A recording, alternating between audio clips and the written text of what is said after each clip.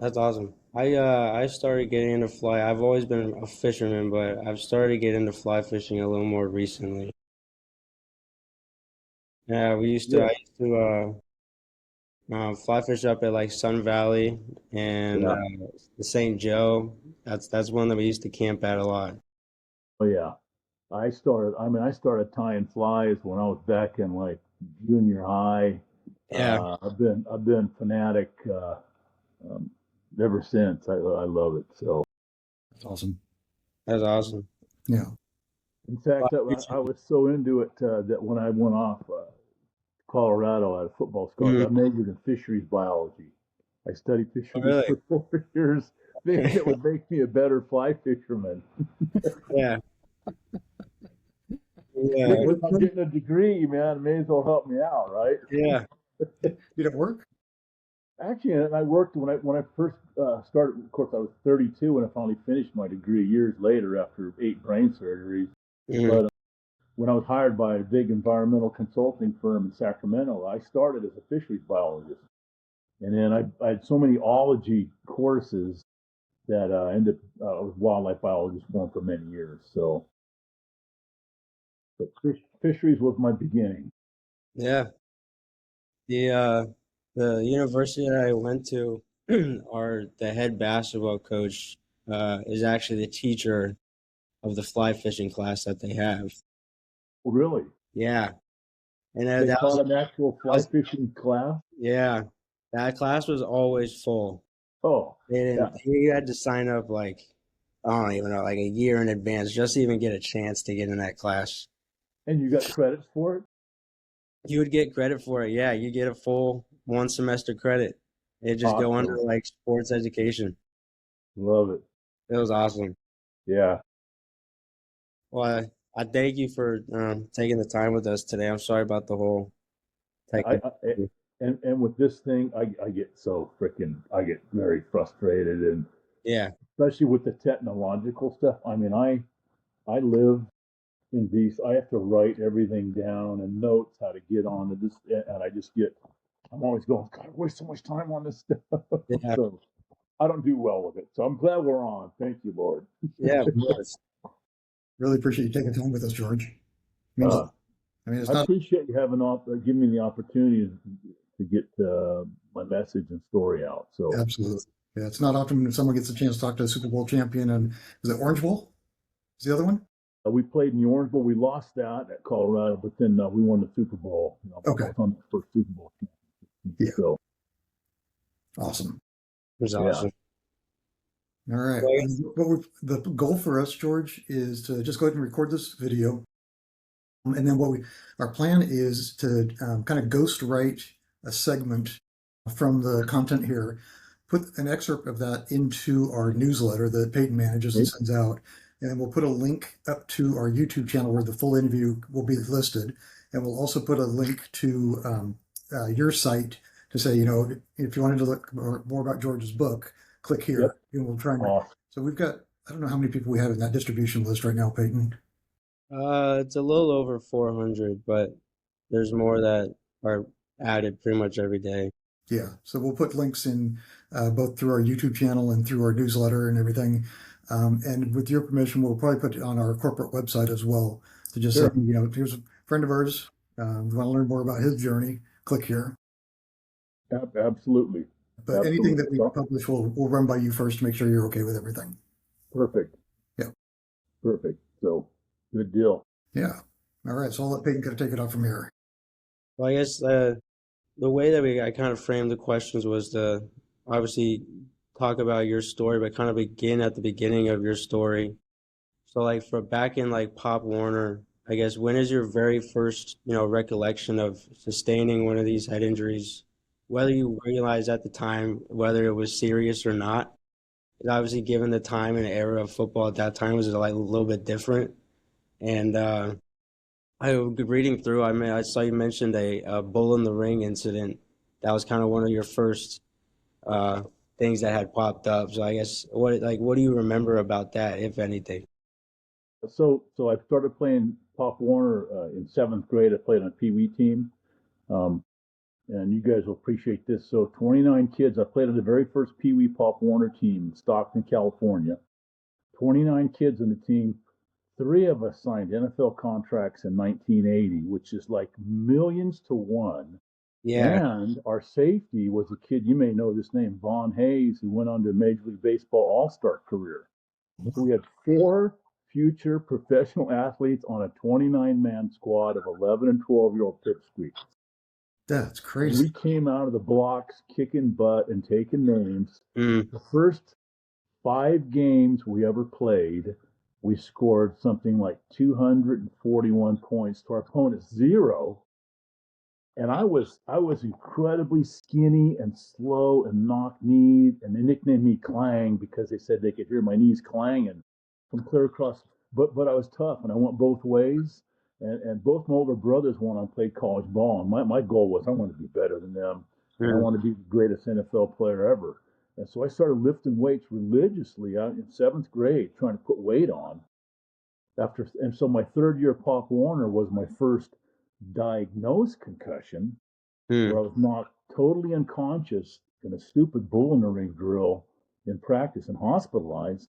And I don't remember nothing for the next couple of days. My first recollection was, well, I shouldn't say couple of days. My first recollection was my family. There were 6 of us kids in a little tiny house, and everyone was really short with me. And I couldn't understand. They said I just kept asking the same question, like we're watching TV. What are we watching? You know, Jackie Gleason, whatever. 2 minutes later, what are we watching? And they said all night when I got out of the hospital. So they actually held me out for 2 weeks on that one. And then that was the only diagnosed concussion I ever had. I mean, I've played multiple games, where to this day I don't remember playing. Mm-hmm. One at Colorado against Oregon. I played football for a total of 12 years. I had one reception when I was in Pee Wee Pop Warner, and I had an interception in college against Oregon. A sacked the punter, was player of the week, and I have no recollection of the game. None. You know. So I've missed out on some good games that I played in. And then my last concussion was my first play. I played with the Niners in 1980. I was drafted by the Jets originally, and I'm kind of jumping forward. Tell me if I'm going too far forward, but No, and you're good. so in 1980, I was drafted by the Jets, sixth round, and then I was defensive tackle, and I was competing against guys like Joe Klecko, who's now in the Hall of Fame. Yep. Mark Gastineau, it was his second year, and he went on to 20 something sacks. Yep. Marty Lyons was their first round pick the year before. So they went on to become the New York Sack Exchange the next year or two. And I was trying to break into that. So I got cut at the end of preseason, and the Niners picked me up. It was like right before the fifth game of the season. And here's what people don't realize is after the final cut day, it's open season all year long in the NFL. You can have a bad game and they cut you. In the NFL, those aren't even real contracts. When Yeah. you sign a contract that says I'm going to pay you X amount for 3 years, blah blah, they can cut you after one game. Back then there were 16 games, and they owed you 1/16 of that first year's salary, and the rest was all BS on paper. Yeah. So they had just signed the Niners had just signed a 6-year vet from Baltimore 2 weeks earlier, cut him, bring me in, and it's a short week. It's the fifth game of the season. We're playing the Cowboys on a Saturday. So I come in on Wednesday, uh, practice Wednesday, Thursday, Friday. We fly to Dallas and do a walkthrough, right? So I have this skinny little playbook. Just learn the basics, they tell me.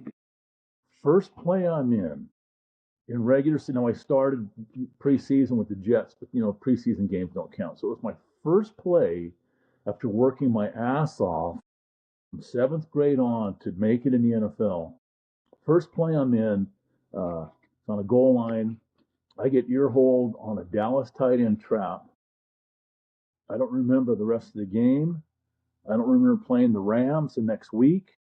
A week and a half later, the team doctors and trainers laughingly tell me that I went through 15 or 20 smelling salts during the Dallas game. I come off the field sideways, give me a couple, pop and clear your head, go back in. I never missed a play, never missed a practice. A few months later, fast forward, just a few months later, beginning of the Super Bowl season, 81, I blow my knee out in camp, which actually was a godsend because I just had surgery on my knee and I'd already had just killer headaches that spring. And I had seen the doc 2 or 3 times after that season. They're telling me it's high blood pressure, having high blood pressure pills, have knee surgery early in the season, coming back off of that when my symptoms just get freaking horrific. Every night, projectile vomiting. I'd have a ball of light in front of each eyeball, pounding headache. Team docs still telling me high blood pressure. We play Chicago. Now, again, I'm on injury reserve because of my knee. I'm rooming with 2 other guys on team, Terry Totolo and Scott Stout. And after the game, it was a home game, and I grew up in Stockton, which is only 2 hours from San Francisco. So I had friends come up for the game. Afterwards, we all go out drinking, which we did all the time. Mm. But my symptoms were such that I'd wake up with a headache every day, and by 6, 7, 8, 9 o'clock at night, I'd get so bad I'd start this puking. My hearing would come and go with the beat of my heart. I'd start losing my eyesight. So we go out after the game, have a couple beers. I start, going downhill, and I tell everybody, hey, I'm going to go back to the barn. I've had it. So my 2 roommates stay out with my buddies. I go back to our apartment in Foster City, and the projectile vomiting, the head.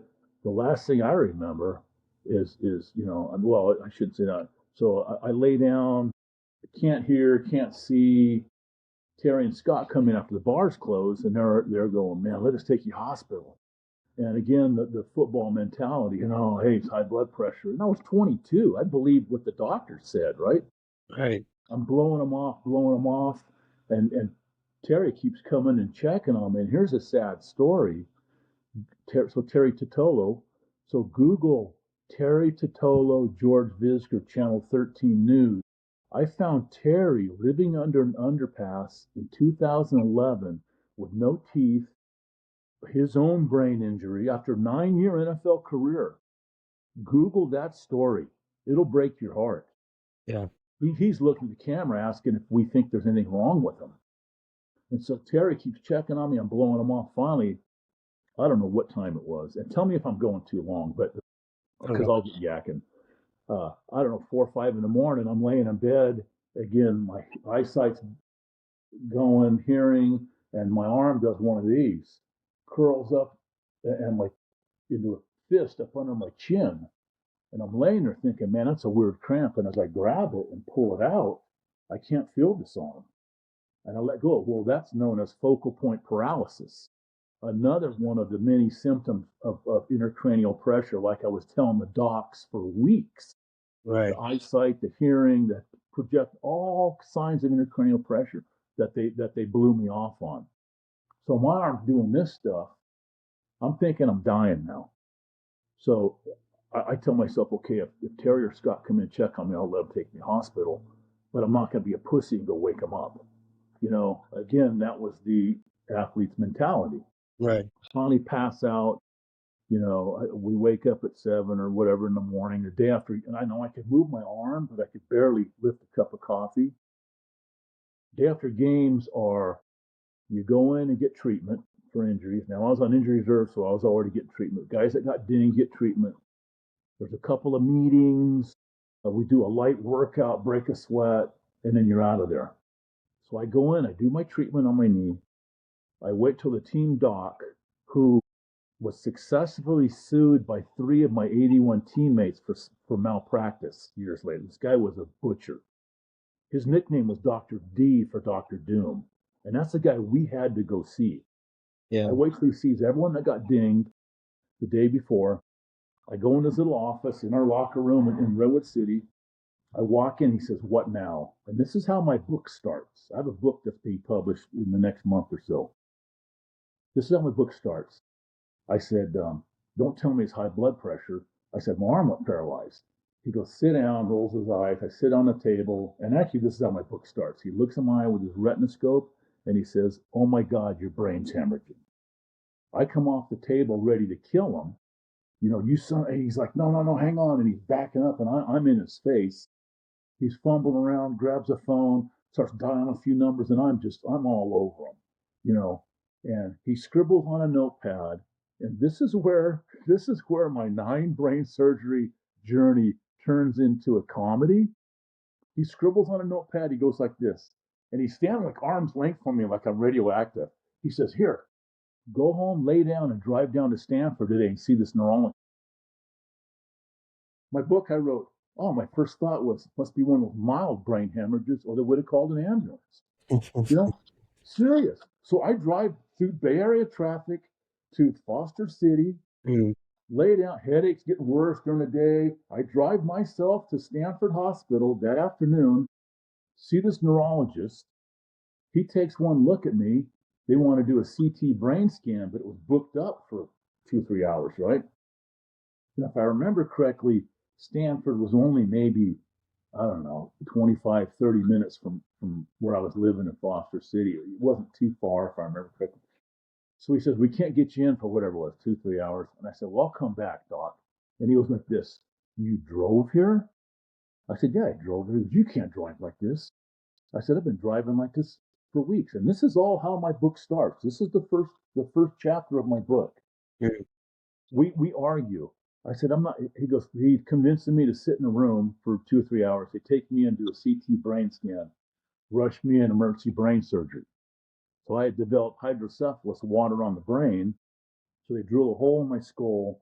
There's a tube goes in the middle of my brain. This is all permanent. I've had this done 9 times now over the years. Tube goes in the middle of my brain, goes to the back of my head back here. There's a pump. From Mm. the pump, there's a tube goes on the side of my neck into my abdomen. It's draining spinal fluid as we speak right now. So every time this plugs up, I go into a coma and I'll be dead in 48 hours. I've had 9 in 12 years. I had 3 the first 8 months. So I'm in intensive care for 14 days. What do Mm. the Niners do? Oh shit, we can't let this out. 0 people from the facility come to see me, not even my position coach, except for Terry and Scott, my 2 roommates. They they cut Terry before I get out of the hospital, and they ship Scott to New Orleans. The day I'm getting out, I head back to the apartment to get my stuff, and Scott's got his bag. I go, "Where are you going?" He goes, "They shipped me to New Orleans." I said, "Where's T?" They cut him 3 days ago.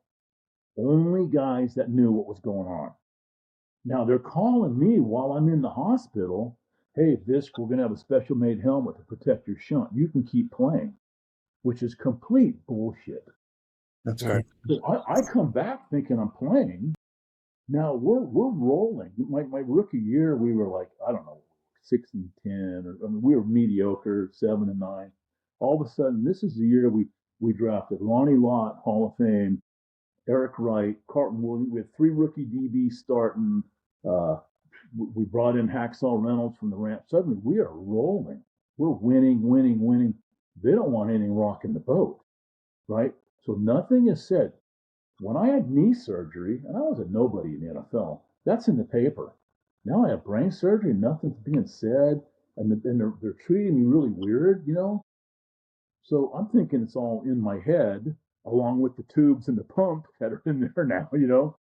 And so, you know, I'm trying to talk myself out of it. They wouldn't be holding anything back. So later on in the year, like I said, we're rolling, and these 3 local business couples come through touring the facilities.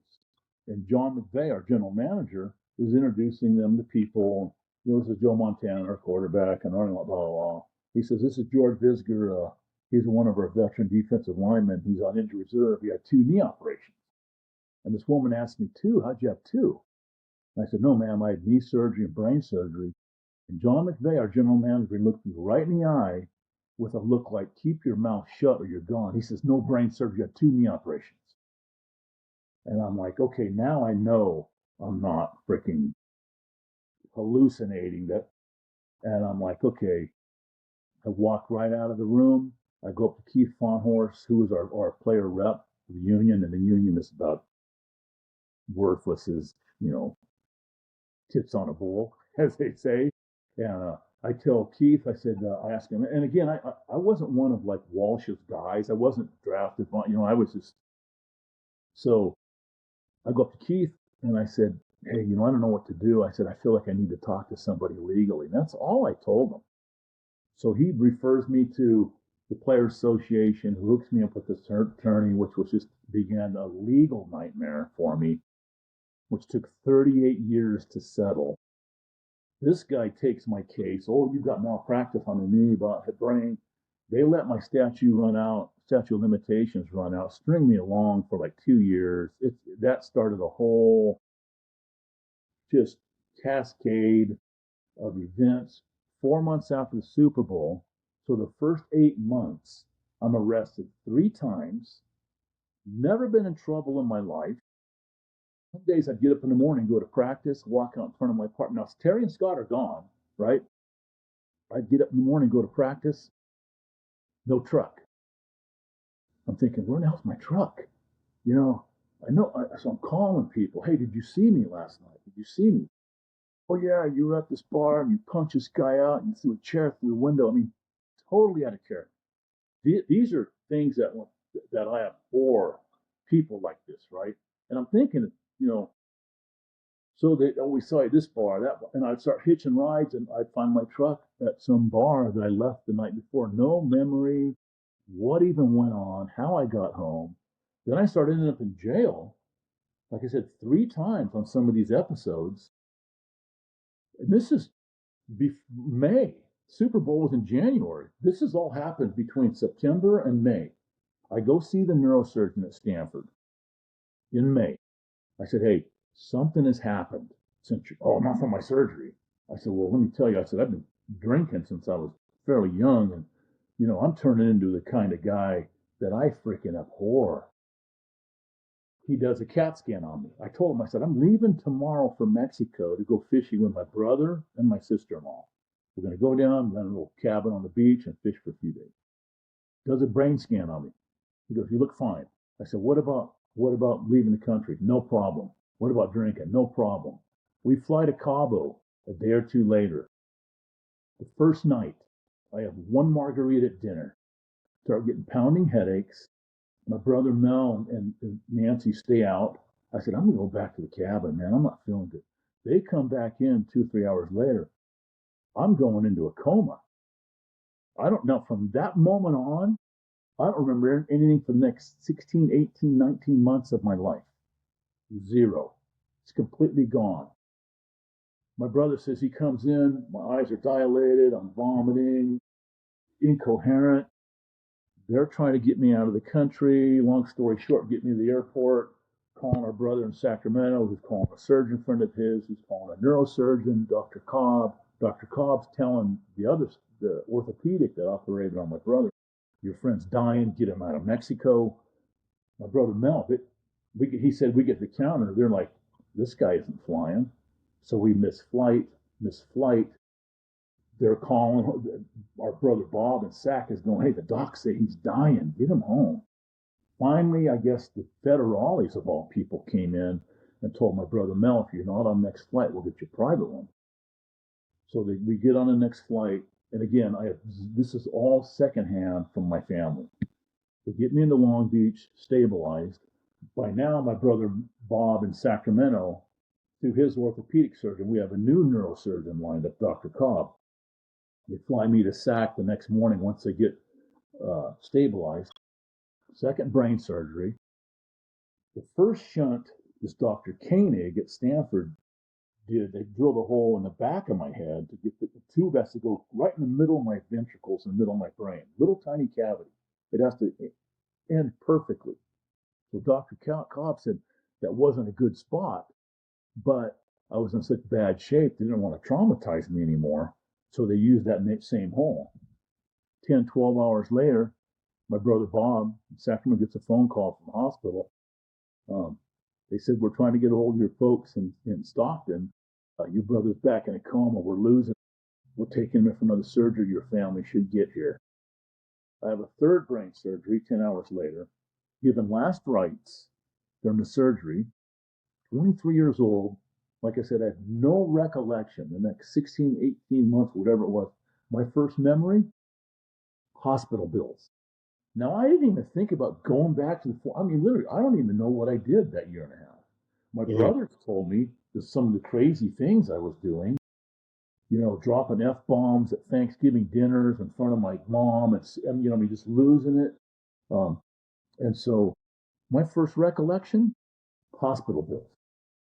So I'd write on them, please bill San Francisco 49ers. And even with my memory or lack thereof, I still remember their freaking address 711 Nevada Street, Redwood City.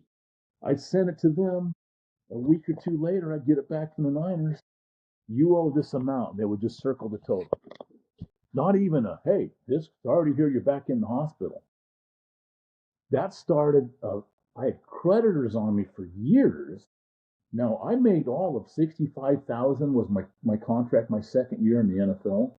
Okay. So that 18, 19 months after the Super Bowl, I guess I didn't even work.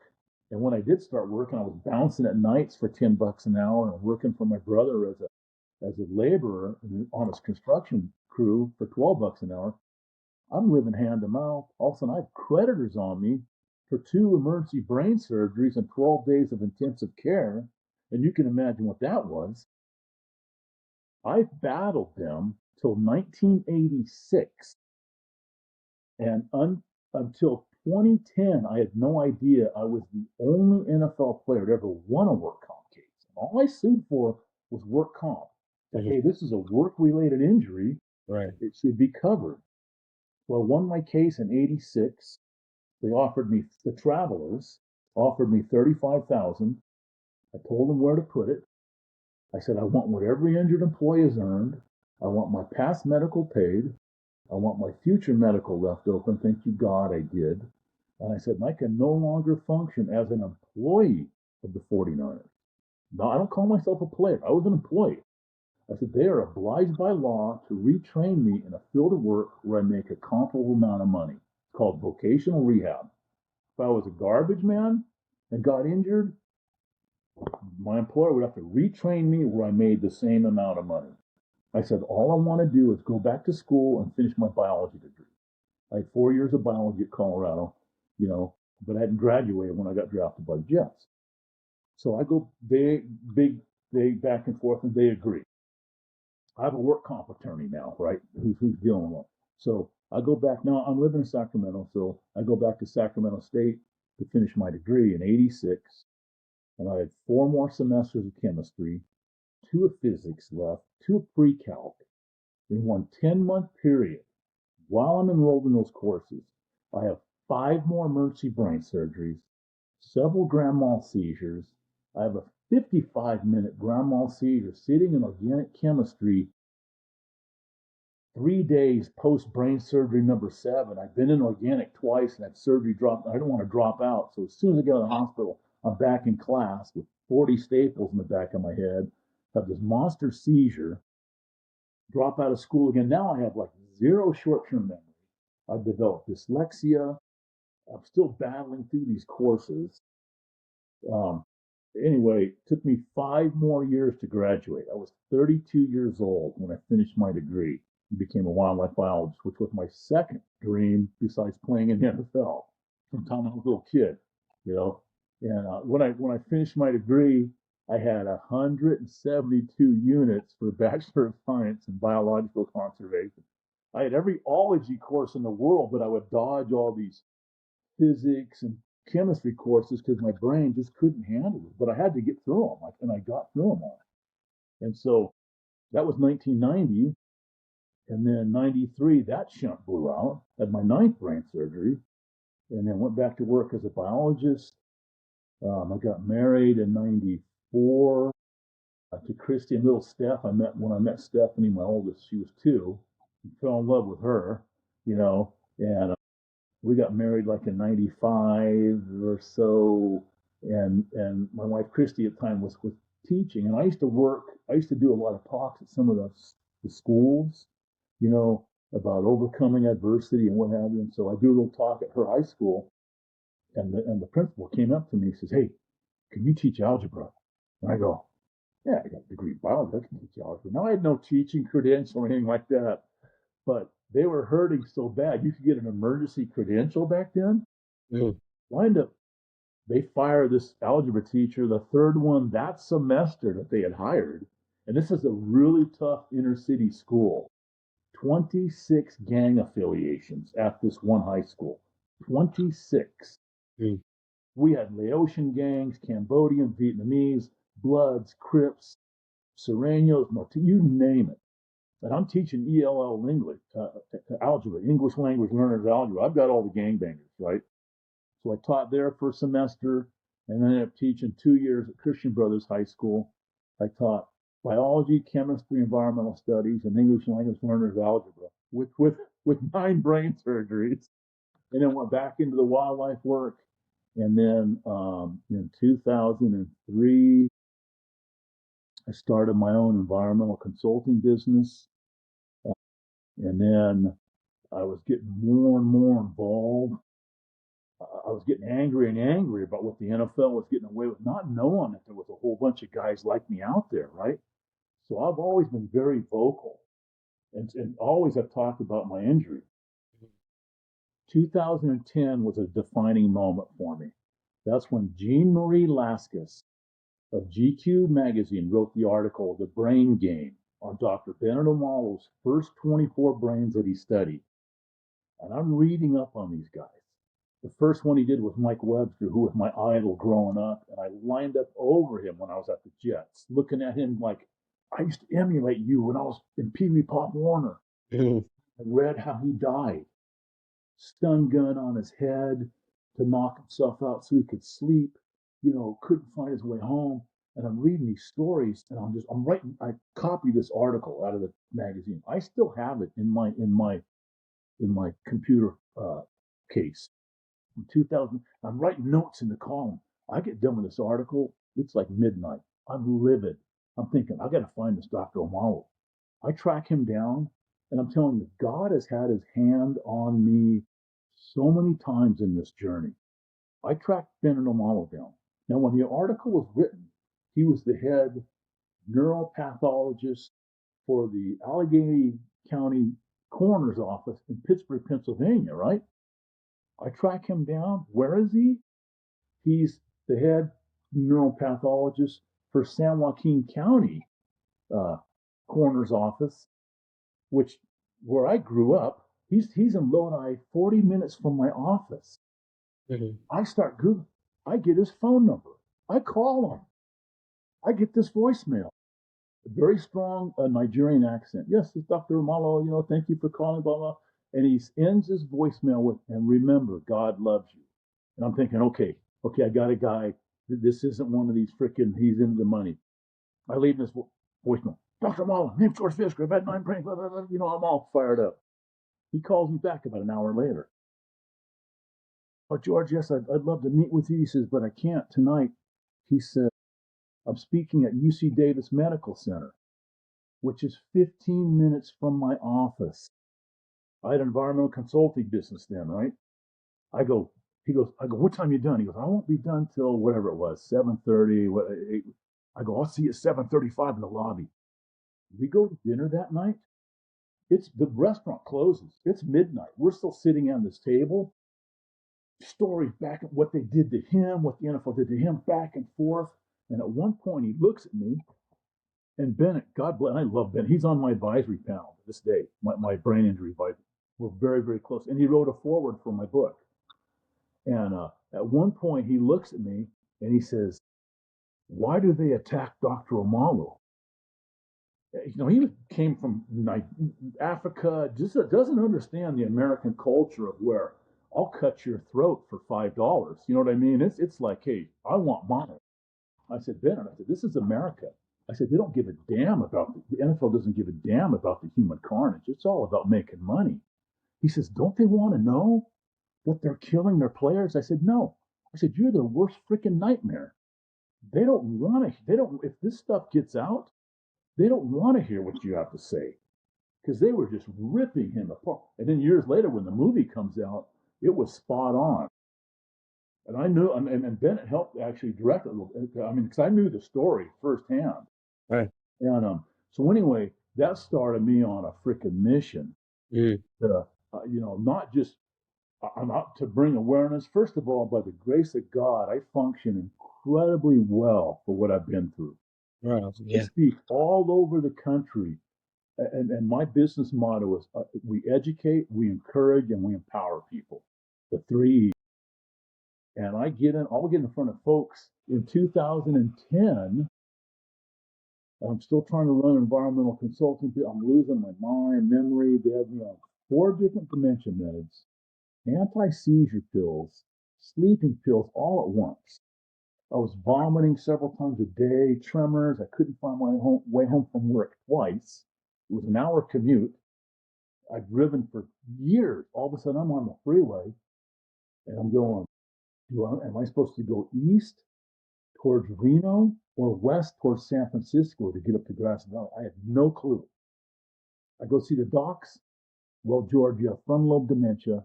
There's no cure. You need to turn in your driver's license, file for disability, and get your finances in order. This is what they told me in 2010, 11. I said, what are you telling me? I have 3 small kids. And they go, well, you're never going to get any better.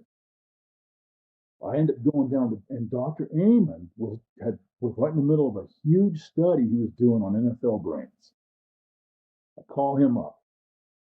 He says, and they were doing 1 day with 7-hour evaluations, which he came up with all kinds of data. It's like everyone with brain damage, basically. I call him up. He says, we need you for a 3-day evaluation, not just this 1 day. So I go down to Dr. Amen's clinic and I take my wife, Christy, my wife at the time, Christy, and my youngest was my son, Jack, who was, I don't know, 9 or 10 at the time, 11. And he was dying to play Pop Warner. So we go down a 3-day evaluation. We sit in Amen's office afterwards for 2 hours with this main doc going over all my results, my spec scans. He says, George, he said, it's a miracle what you're doing and how you function with the amount of brain damage you have. He goes, it is a miracle. We walk out of there. We don't even get to my truck. And Christy looks at Jack, our son, and says, you will never play football. He looks at me, and of course, I played on, like I said, amazing Pee Wee Pop Warner team, championship Pop Warner team, a Hall of Fame high school team, undefeated at Stagg High School, national rank, Orange Bowl, Super Bowl. He heard all these stories, and I looked down at him and I said, Bud, I can't argue with your mom. I said, it's not worth it. I mean, the kid, everyone was afraid of the anger issues. We ended up losing the house the next year. I lost my business. I lost my marriage. I lost my kids for years. It was a nightmare. Absolute nightmare. And while I'm still embroiled in multi-decade battles with the travelers to get bills paid, we ended up being forced to win 5 work comp hearings over the years. 8 times it took me to work comp appeals, and 3 times it took me clear to the California Court of Appeals to keep me from getting into treatments for doctor prescribed treatments. They fought my ass for 38 freaking years till we settled my case in 2019. 22 years old when I was injured. I was 61 when I settled my case. And that's my book. My book is titled Facing Giants, My 38-Year Battle. And it's about the 3 giants I had to face. The $19 billion NFL, hydrocephalus, and the $26 billion travelers insurance. And we stood up to all of them. And by the grace of God, we freaking slayed them all. That's awesome. That's my story, and I'm sticking to it. I guess a follow-up I didn't question. mean to, I get going on this thing. It's like, No, yeah, totally fine. I mean, that's what this is for. I guess a follow-up question would be like how, like looking back, I guess like in the moment, obviously you couldn't know, but like how unsettling was it to know that like being given smelling salts and like everything for the purpose of the NFL, like this whole dream that you grew up having to get to the NFL, yet when you get there, you begin to realize that your health is being severely compromised and you have, no memories of the some of your best moments in the college and in the NFL, and it led to the point of you, telling your son that you couldn't play football himself and follow like, in your football footsteps. The toughest part for me, just like that phone call that just came in moments ago from one of my Colorado teammates Mm, from 50 years ago. I have a brotherhood of guys from high school and college. We speak daily, checking in on each other.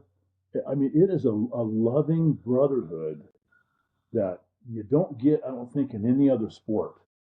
I mean, I played baseball, basketball, everything else, but there's something about the football thing. You see guys go through horrific injuries and battle back. What they put you through physically, mentally, and everything else, is unlike any other sport for the most part. And so that was my biggest regret, that my son would never experience what I experienced. Um, but I look at him now. He ended, and he's not a big guy. He wasn't a big. He's a 170 pound, four sport letterman in high school, scholar athlete, just finished a degree in environmental technology, but had gotten hired 2.5 years before he graduated by this firm. He's doing stuff. I'm like, working on things for bolts on the space shuttle and mm, fiber, I mean, beyond me. My kids have done great. I was estranged from my kids for years. When we lost the house in 2010, I spent 2.5 years sleeping on the floor at the hyperbaric clinic. God bless you, Mike Greenhall. I call him Brother Mike, who owned the clinic. He let me sleep there. I spent a year in my brother's trailer. I slept wherever I could. My family had to move from Grass Valley, where we lived, and my wife was teaching, and the kids went to school. They moved an hour down to Sacramento and slept at grandma's little 2 bedroom house. You know, everyone suffered.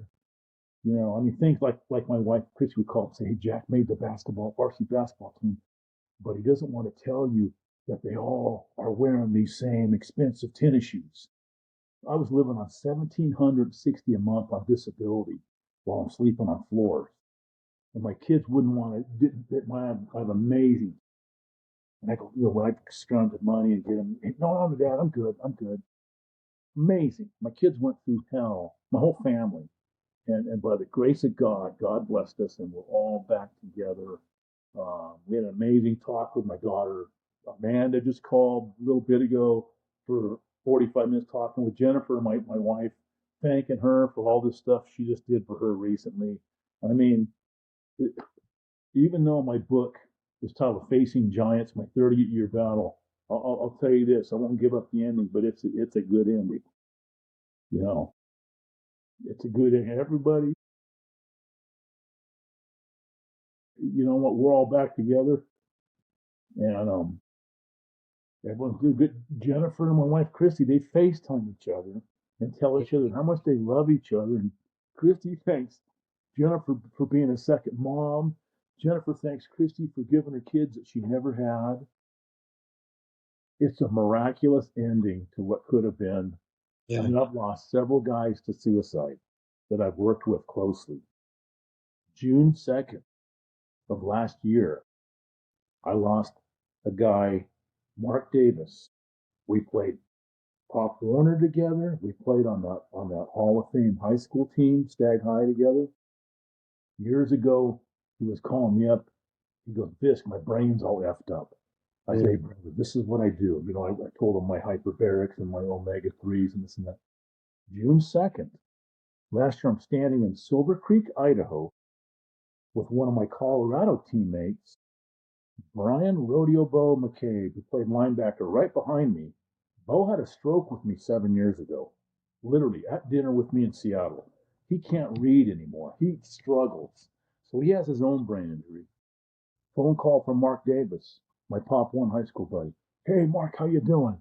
I heard this strange voice. "No, George, this is Sean, his son." I never met Sean. I said, "Yeah." He says, "My dad hasn't been answering the phone the last 2 or 3 days. I came over to check on him. He's sitting in his recliner. He killed himself. His phone's in his hand. He was trying to call you."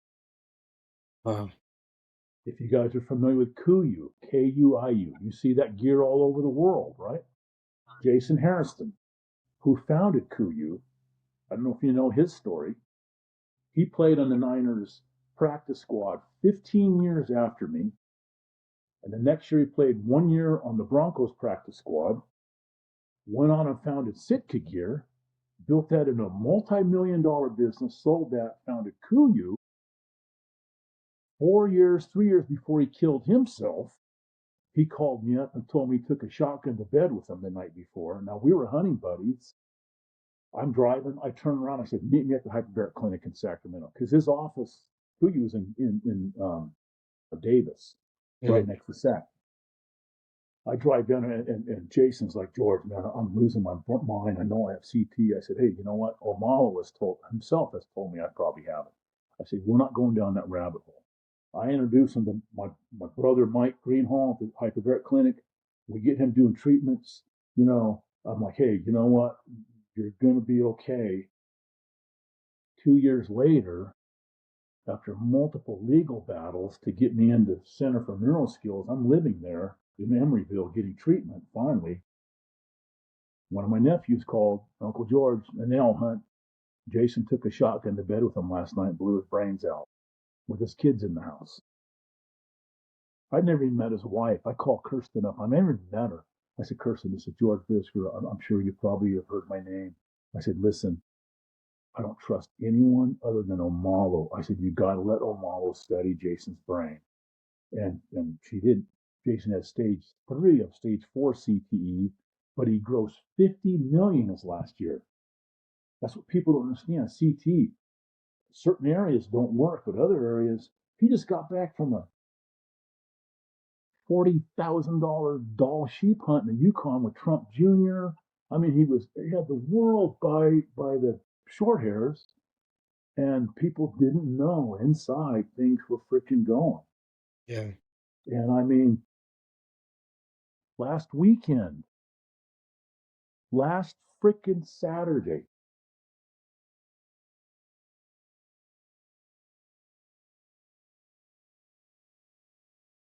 one of my Colorado teammates, Tom Perry, and you can Google this, Google Perry, Nebraska game, 1977. We're playing Nebraska. He was a senior my sophomore year, stud linebacker. He gets dinged in the game. Ding, they call it. Pull him out for one play. Comes back in, finishes the game. We're in the shower after the game. TP, we call it, goes down into convulsions. Okay, our orthopedic team doc recognizes what's going on. He's having a brain hemorrhage.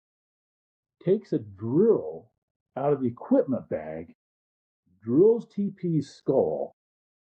Blood shoots out several inches. They rush him into the hospital. Now we're playing in Lincoln, Nebraska. They do an emergency 2.5 hour brain surgery and then rush him to Omaha. He ends up having two more two more brain surgeries the next 3 days, stopping bleeds. Even after that, the guy went on and finished a bachelor's, a master's, and a PhD. Well, the last few years now, we've been connecting at these Orange Bowl reunions, and we all go back since Deion Sanders took over. They've really got the alumni involved. Every year there's a living legends game, and guys. I mean, so we're really getting. We always were going back for for various things. So I reconnected with TP about 4 or 5 years ago, and he keeps calling. He kept calling me, and I could. He was going. He was kind of losing it. He was calling me about he wanted to talk, his my work comp attorneys, and I'm trying to explain to him. I said, Tom, yours wasn't a work comp. And last weekend or the weekend before, then I didn't talk to him for a few weeks. He was calling me like daily for a long time. So a week or two ago, he loses it. His wife's out of town. He loses it. He ends up in gets real violent, gets arrested, ends up in a 72-hour psych watch. He's living in Colorado Springs at the jail. He somehow breaks out of his cell, runs down 10 flights of stairs. Now, this just happened Sunday morning.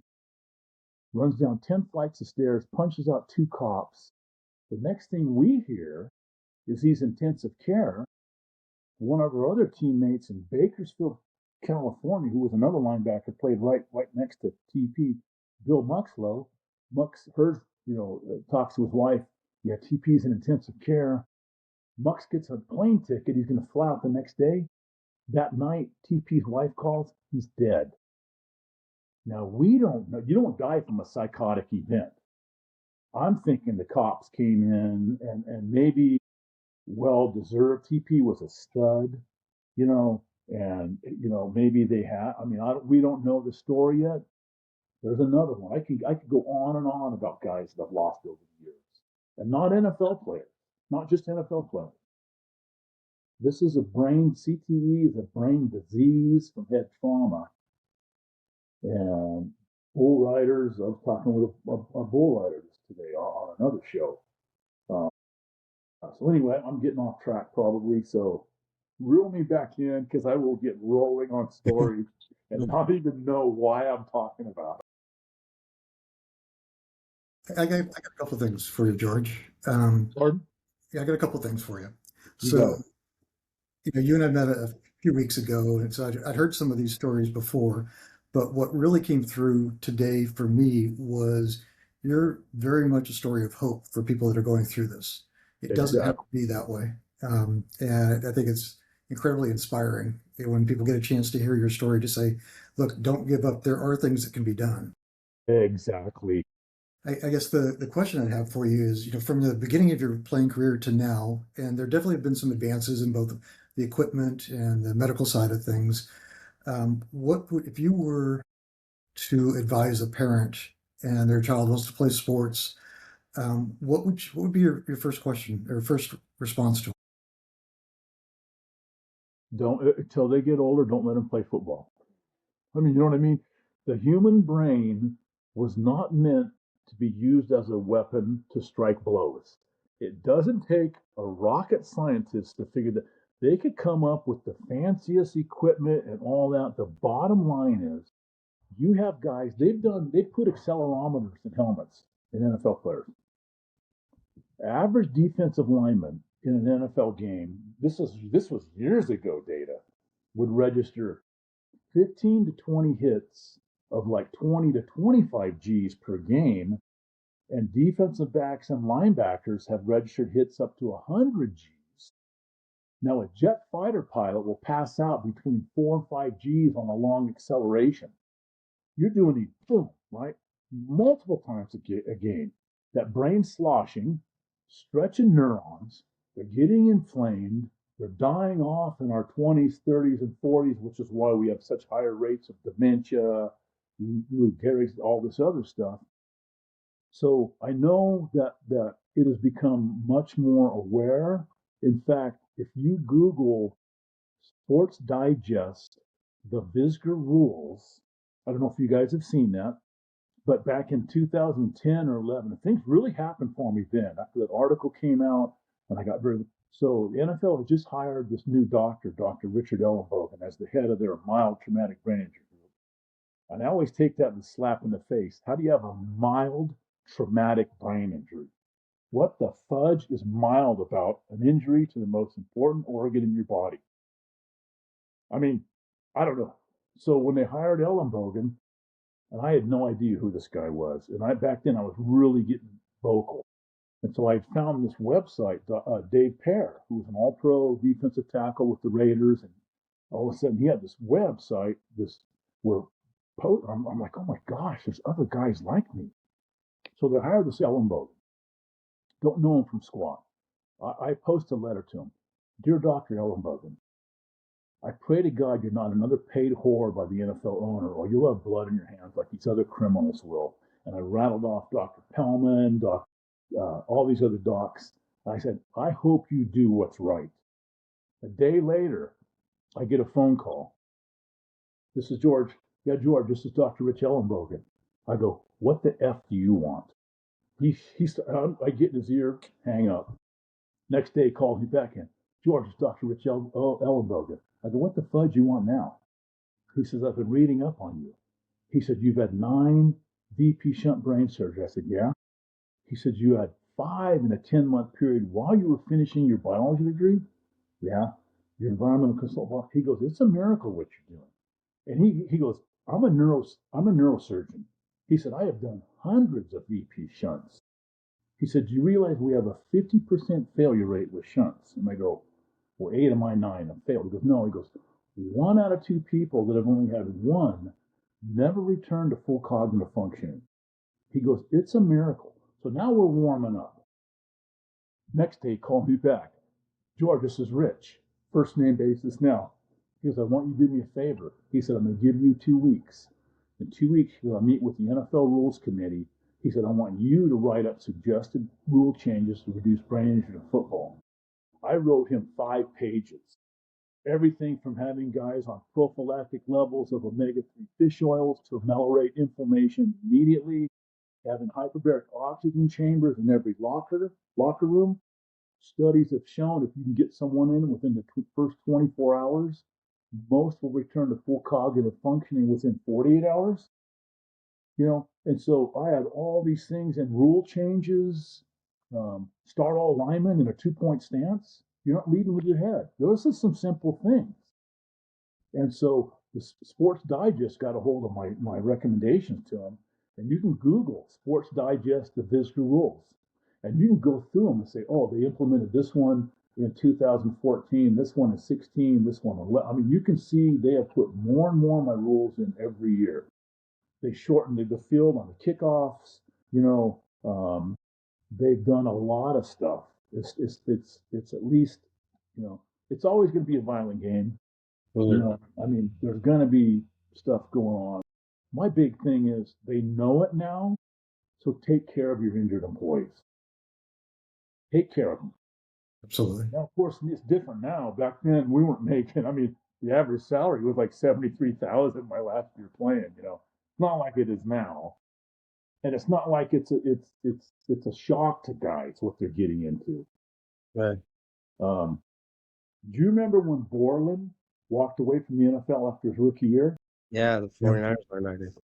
He called me up the week I didn't know the kid, right? He called me up the week he walked away. He says, George, this is I'm getting his first name. I'm very good friends with him, but he says, introduces himself, he says, and he led the team in tackles his rookie year. Mm-hmm. Great player.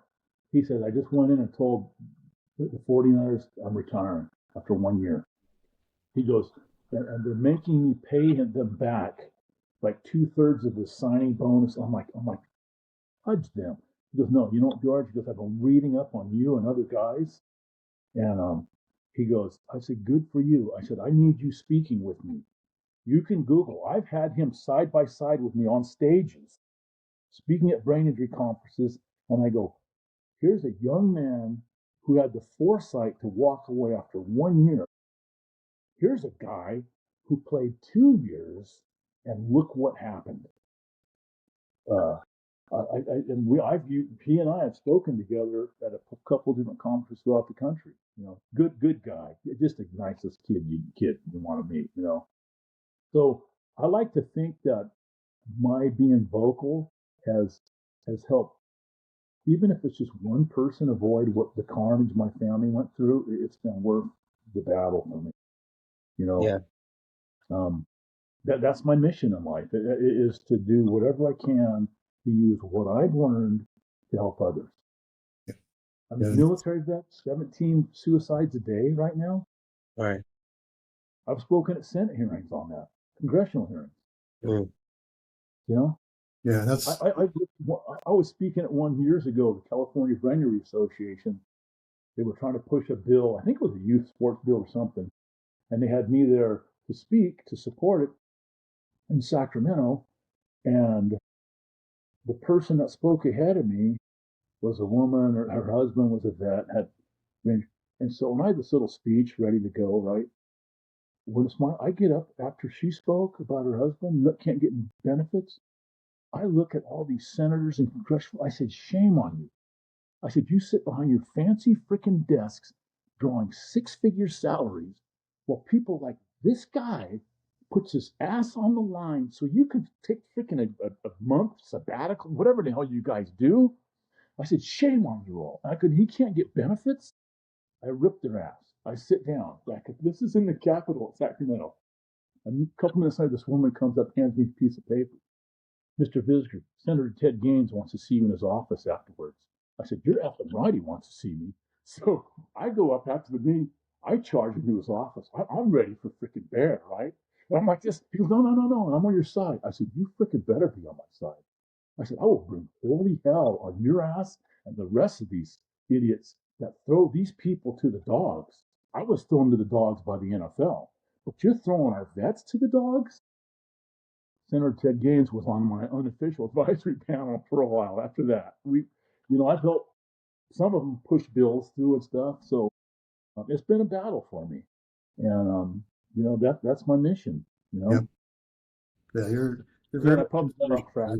you're you're you're you're a great inspiration, and yeah, Mind Mirror, we're aligned with that as well. I mean, that's our goal. Is we see the opportunity to use technology to get ahead of things, and then also track recovery processes to make sure that people aren't returning too soon, that they're not sitting on the sideline getting smelling salts and going back in. Yeah. So we're very much aligned with your mission and your passion, and it's just an incredible story. Well, when the book comes out, it's going to blow people. Now the limited edition came out last year. My publisher ended up being a nightmare. So the limited editions came out. I don't even want to get into that because we're still now trying to get out of all that stuff. But so my wife and I just finished. My wife Jennifer ended up editing the general edition. Okay, And it's coming out next month. awesome. And Awesome. there's even more stuff in it Yeah. than the limited edition, and it's going to blow people away. Yeah, we I mean, look. it's like you said, there's amazing my athletic career with all these great teams I played on, and then just my life I've been blessed a million times, but it ends on a very positive note. With my kids, everyone back together, the things we're doing now, and I'm using the book. What I'm doing, I'm telling people, anyone that posts a link to my book on their website, I will donate 50% of the profits to either the traumatic brain injury group of their choice, the nonprofit, or if they have their own nonprofit, or if it's a high school or school, whatever, if they want to raise money for their athletics, I'll donate 50% of the profits to any groups that can do some good with it. Because this story is all about helping people. Yeah. Yeah, we absolutely promote it as much as we possibly can, George, because we want, like you, we want to get this message out. Yep. I appreciate you guys giving me the platform too, man. As you can tell, I'll yak your ears off.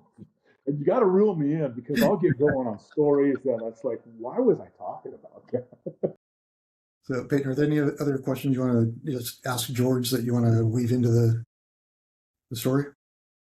No, I mean, he pretty much, as he was talking, he pretty much covered everything I could ask. I mean, I guess one thing was like you kind of touched on it, but like going through your journey and to the point in your journey that you're at now, I guess how much does it mean to you to truly see the conversation beginning to change, and even getting like even the NFL itself that put your brain at this compromised position, like how much does it mean that they're even beginning to acknowledge it by bringing you in to bring in these Visca rules and the rule changes that we're like seeing active in the NFL today? Not just NFL, high school, High school. college, all this stuff going on. Mm. You know what? I truly believe that God gave me this cross as a gift to do some good in the world. I mean, it's like, okay, I was a biologist, I was a general contract, taught high school. This is what I'm supposed to be doing, is working with people with brain injuries. And so I'm thankful for every step of the way. I tell people words of wisdom from my greatest hero was my 5'2" itty bitty mom, Big Rita Visger, I call her. It died at 94, holding my hand, me telling her to go home. Her words of wisdom were always something good comes out of everything and put in God's hands. And the worst point, I tell people when I talk all over the country, the worst point of your life, the darkest moment, if you stay on the path and do everything you can and what you're supposed to do, at some point, you'll look back and it may be 20, 30, 40 years later, and you'll say, thank you, God, that horrible thing happened because I would never be standing where I'm at now. And now it makes sense. And now I see it was worthwhile. Right. So that is those are a couple of my mantras. I mean, I had amazing folks. My parents were my heroes. Simple, down to earth. Dad never even finished high school.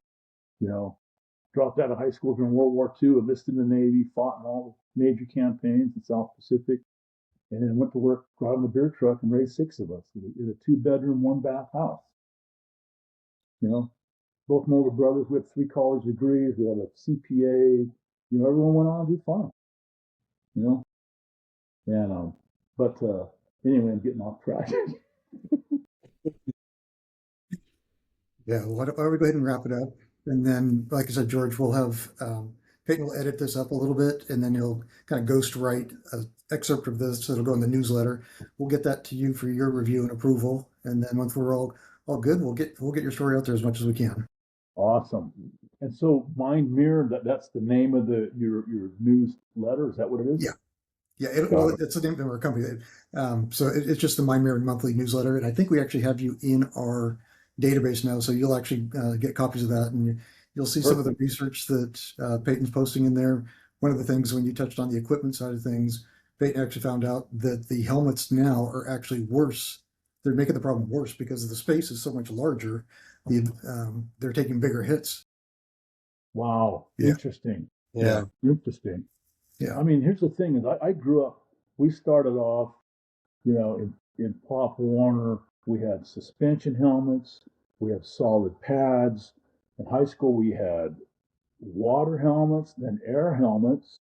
In college, and then I've had all kinds of, you name it. And the bottom line is, you have, especially nowadays, you have 290-pound guys running 4.640s, generating hundreds of foot-pounds of energy when they're hitting, or thousands, and that brain's moving 4.6 seconds per 40. Well, you hit, it's still moving that speed, and it's sloshing in there. I mean, I tell people, until you put pads between the brain and the skull, inside the skull, Yeah. you can have problems. Yeah. So I actually just last week I was introduced to someone. Her name is Jenny Tate Morgan, and she is the granddaughter of John Tate Rydell, the founder of Rydell Helmets. Oh, wow. Yeah, so the family sold that to another organization. She's actually starting a new business, and they've patented a new type of helmet that has coils in it that within milliseconds of impact, it turns the impact into heat and disperses the energy from it. Wow. Yeah. So we'll see where that goes. Yeah, I don't know. I mean, I think, again, it comes down to the bottom line. The human brain wasn't meant to be used as a weapon to hit. Definitely not. Definitely not. I mean, anyway.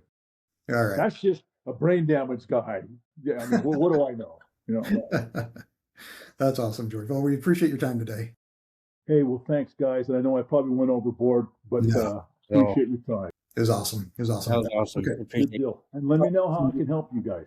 Will do. That's my mission. So, like I said, I speak at fundraisers. I'll speak at, signed books and pictures or whatever. If you guys have whatever going on, I'll work individually with people. If you have folks that are struggling, especially the vets. My heart goes out to the vets and the kids. Yeah, we're gonna get that meeting with Jim and Russ on the books for next week to kind of keep the vet side moving forward as well. Perfect. All right, guys. Thank you. God bless you both. Keep up the good work. Thanks, George. You All right, too. bud. All right, bye.